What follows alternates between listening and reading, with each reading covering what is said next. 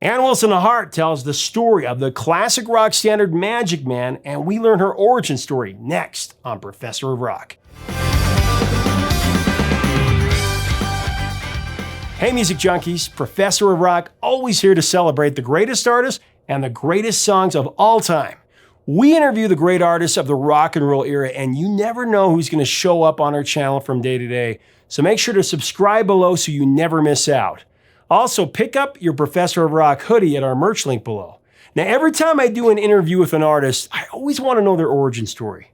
We all want to know that. You know, if comic book movies are any indication of our culture, we're all curious how somebody became their best self. When I interviewed Ann Wilson of Heart, I wanted to know why she ended up singing and why her sister played the guitar, because as you'll find, Ann Wilson actually picked up the guitar before her sister. You know, what were the moments that shaped her? You're going to find out next. Now, years after Heart formed, they started to take over radio. You know, it all started with their classic debut album, Dreamboat Annie, one of the finest debuts ever. Heart's first single from the album was actually How Deep It Goes. And it didn't receive a lot of attention when released in Canada by the Small Mushroom label in 1975. The second single, Magic Man, that was backed with How Deep It Goes, that was first picked up for radio play by a station in Montreal while the band was on tour playing small club dates. In America, as we all know, Crazy on You was the first single.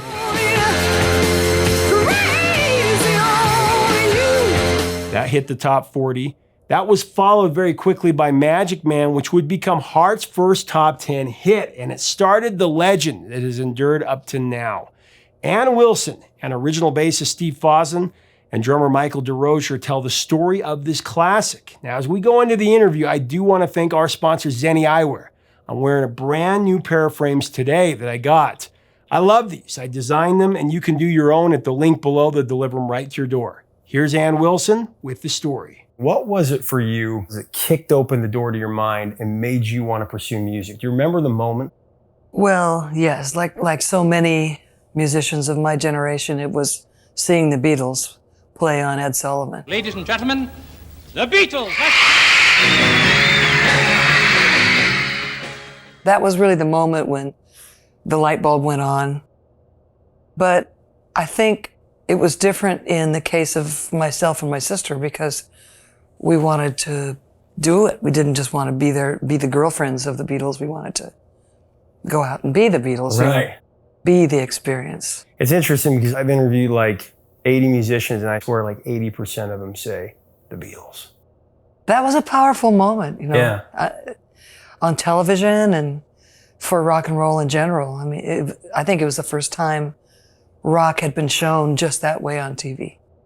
And it just opened up the tops of everyone's heads to the possibility of what could be. I read somewhere, or saw something where you said that you just wanted to get closer to the TV just to, Yeah. feel that energy and become that. It's funny because Mary Chapin Carpenter said that, I think Sean Colvin actually said it, and she borrowed it from her. She said, proof for her that God exists is that the Beatles found one another. Yeah. That sounds something like Sean. What was the first record you ever bought? You remember? It was the Supremes. It was Where Did Our Love Go? Baby, baby, baby, don't leave me. I was in 6th grade, I think, and I was walking home from school, and I had my allowance in my pocket. And I stopped by the store and picked it up, and I got in big trouble later. My mother did not think that was a wise expenditure. One of the things that also drew you in is that you got mono as a child. Yeah. You had some time that you were down for a few months, and tell us about that. It was strange because both my older sister Lynn and myself ended up with mono simultaneously.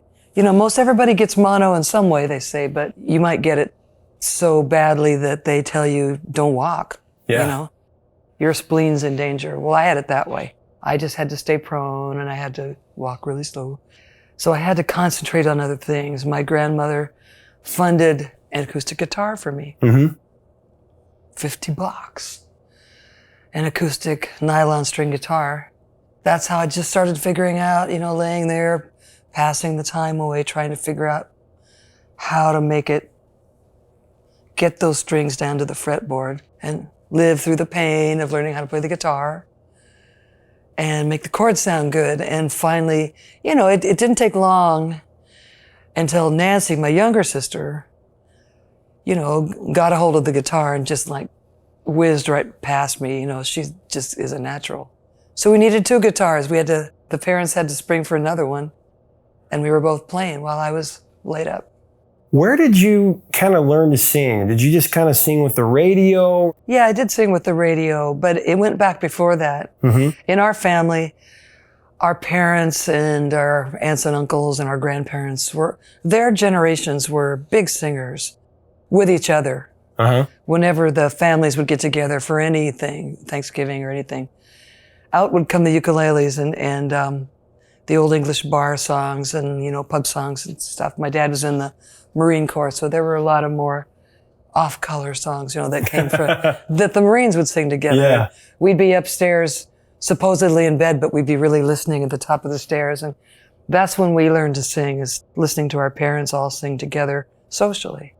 And, you know, the cocktails flowing and everything, and they would really be uninhibited. And that was fun to listen to for kids. So then when we got a little older and we could stay up a little later, we got to sing along. I discovered that I could do a pretty good imitation of Ethel Merman. Oh. Singing the Hawaiian wedding song. On a wedding in a big church with bridesmaids and flower girls. So my mom a couple times got me to do it at parties, their adult parties, you know. And I think that's when I first experienced the little zing of what it feels like to sing in front of people and have them go like, oh, look, what a kid, you know, like you have a really strange kid, but she's talented, you know. And then after that, from that point on, I just started singing along first with Motown and then later with Beatles and Stones and everything that came out.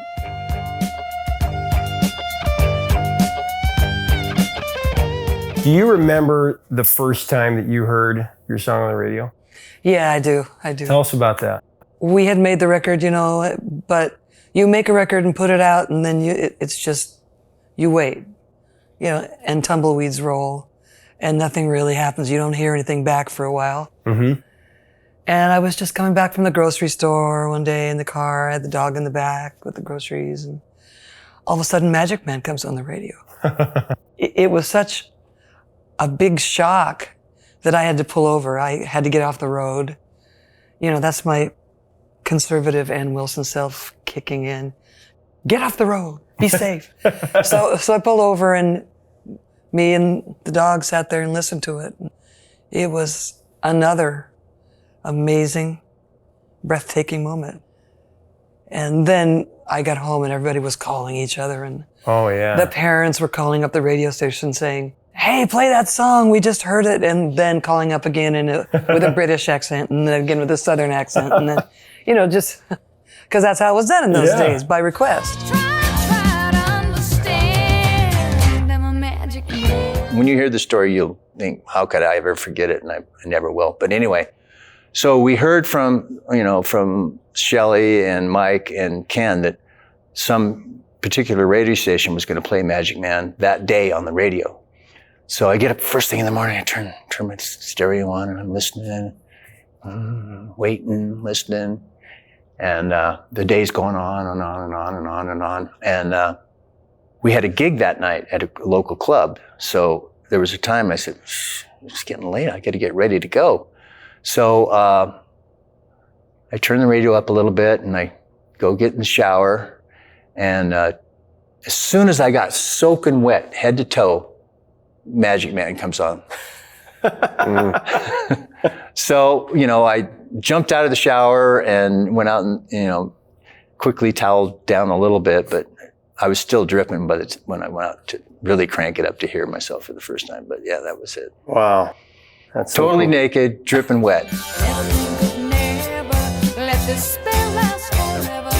That was the very first song that I recorded on Dreamboat Annie. It just came together really nice in the studio. I was sitting here and there was Raj was over here, Nancy was here, the drummer was over here, And we just all sat together and just banged it out. And of course, in those days, Mike Flicker was the producer, and he was very much involved in every part, that went down. So he was always out in the studio. Hey, I want this here, I want that, But, he was God at the time, so we had to listen to him. Well, this is another song that's been used so much in pop culture. It was in the movie Swingers and How to Be Single. Right. Well, we all have stories. It's just a song that still is played in regular rotation all the time on classic rock. Oh yeah, radio. Magic Man is the highest tested radio song, one of the highest tested radio songs ever.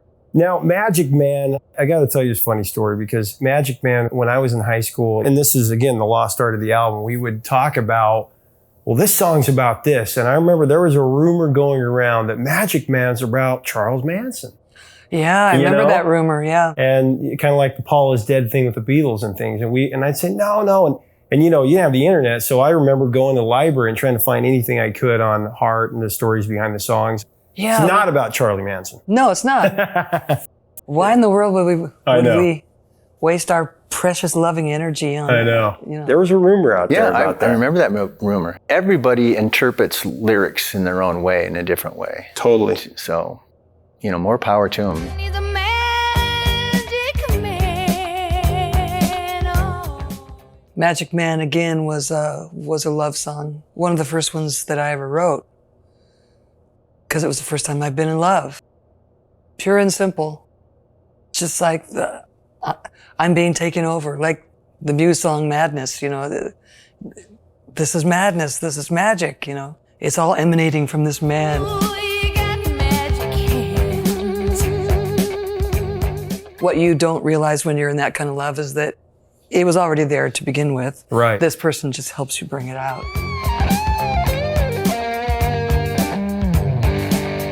Thank you so much for watching. Leave us a comment about Ann Wilson and Heart and this legendary song. To hear it, you can click on the link below. To get Heart on vinyl, click on our Amazon links. If you like our content, we do invite you to subscribe to be a part of this music community. To support our mission of curating the history of music, check us out on Patreon. Help us keep the music alive. Until next time, 3 chords and the truth, my friends. Stay safe.